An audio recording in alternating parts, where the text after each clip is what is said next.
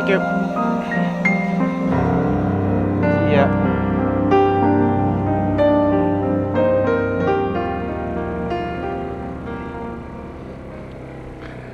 All right, I'm back. Today's Saturday, July 13th. I'm heading into Philadelphia.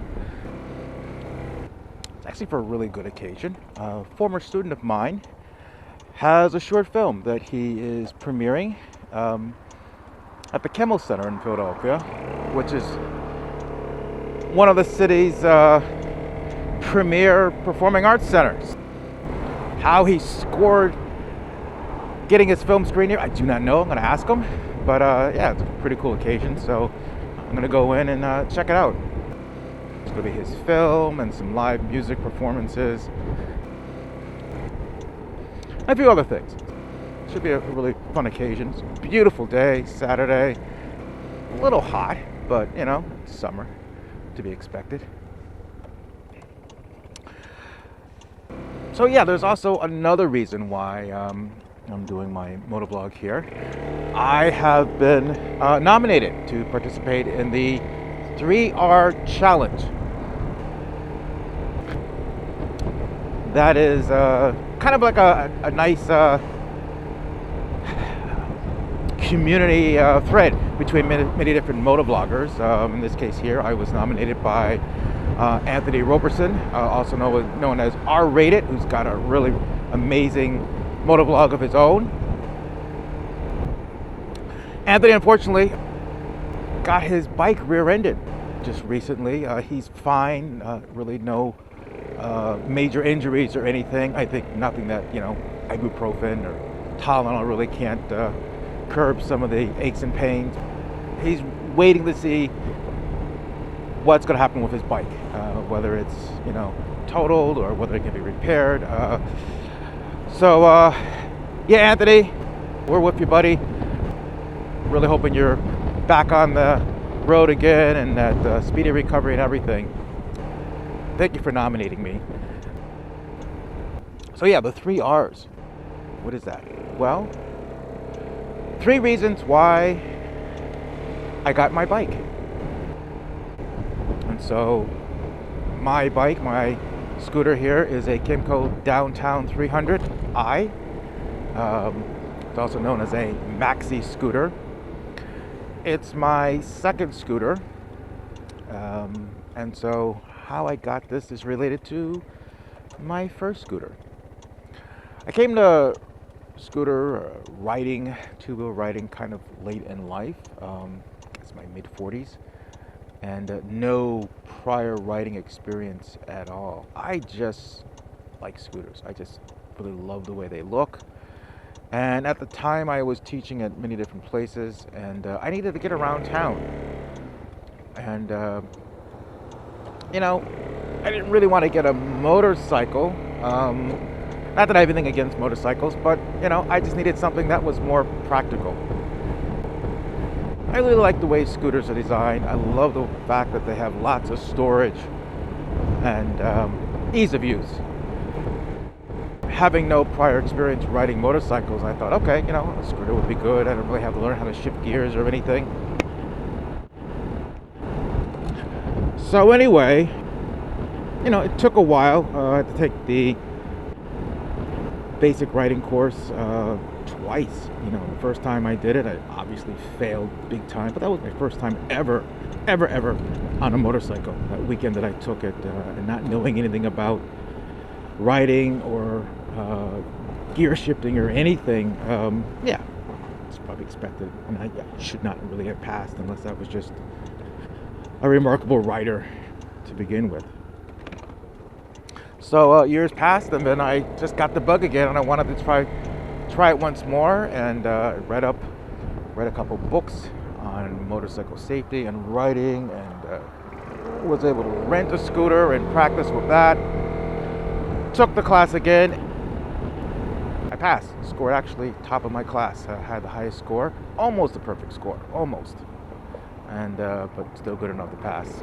So yeah, my first bike was a Kymco as well. It was a Jaeger GT 200i. Really about 160 170 cc's, not 200. I don't know what the 200 is for. Anyway, I loved it, and it was great for me commuting from where I am here in New Jersey over the bridge into Philadelphia, the same route that I'm going on right now. Yeah, things are great. For 5 years I was riding and commuting and loving it.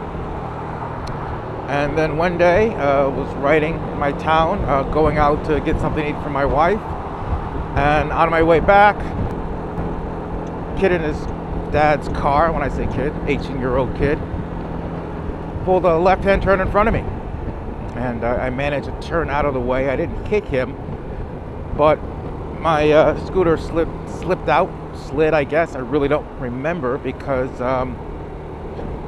it threw me off the bike, and I hit the guy's car and woke up in the hospital.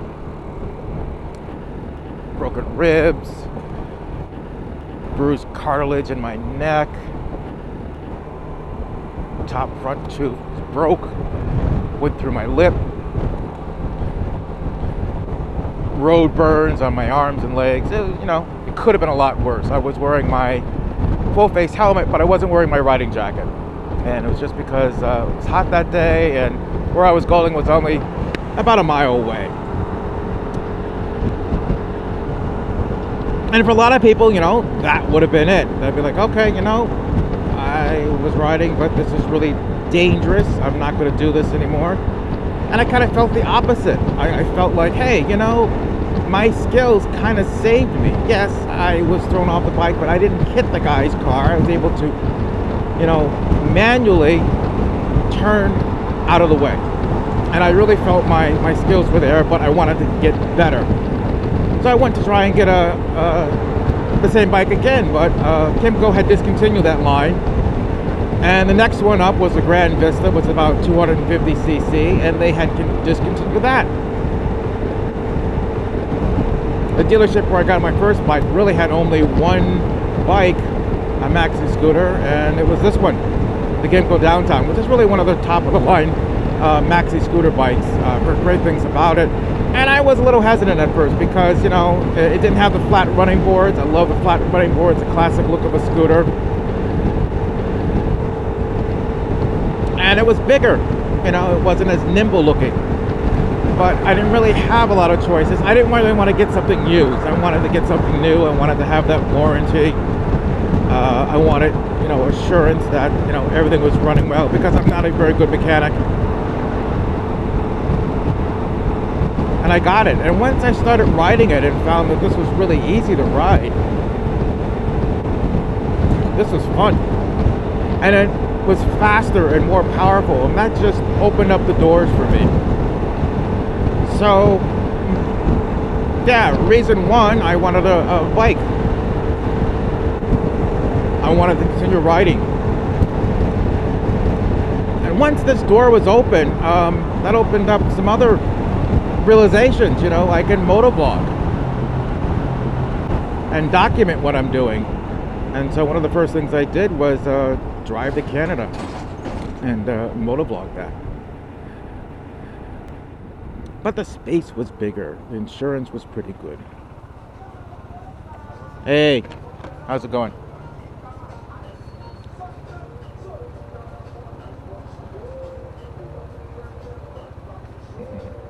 Thank you, appreciate it.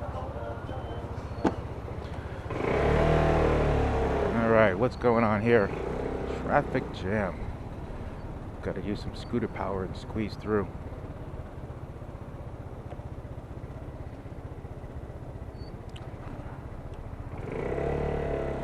So yeah, ease of use was another thing. Insurance, gas mileage was really amazing. And I felt like it was a nice combination of between the scooter world, which many think of as sort of a smaller, slower bike, and the motorcycle world, which is a bigger, faster bike. And this is a nice hybrid kind of between the two. And I just learned to love the bike, especially when I just found how much faster it was. At first I was just going a little too fast, and not proud of it, but people who were cutting you off and doing all sorts of things to you, you found that you can kind of pursue them, and I just started going in a direction of road rage. Like, hey, you can't do that to me. And I realized this is crazy. I gotta stop that. And so I did. And I really was just interested in motorcycle safety and everything, and I realized, well, that's not gonna help me. Yay. So yeah, it led me to motovlogging, which is sort of something I've become really passionate about, and I'm loving it, and that's helped me with my cinematography, with my editing and special effects, film structure, storytelling, all of that. And I think it's been just a benefit to me. So yeah, there you have it. My origin story, if you will. Okay, so I need to pay it forward, and I'm going to nominate 3 other people, and hopefully they'll take up the challenge and tell their own story. So first person I'm going to nominate is Ramen on Wheels, and she is a fellow scooter motovlogger from Houston, Texas, if I'm not mistaken. She is one of the funniest motovloggers that I know. But she's just passionate about scooters, and just loves it, and it's affectionate, and I really can't recommend her enough. If you guys haven't checked out her channel, do so. So Ramen on Wheels.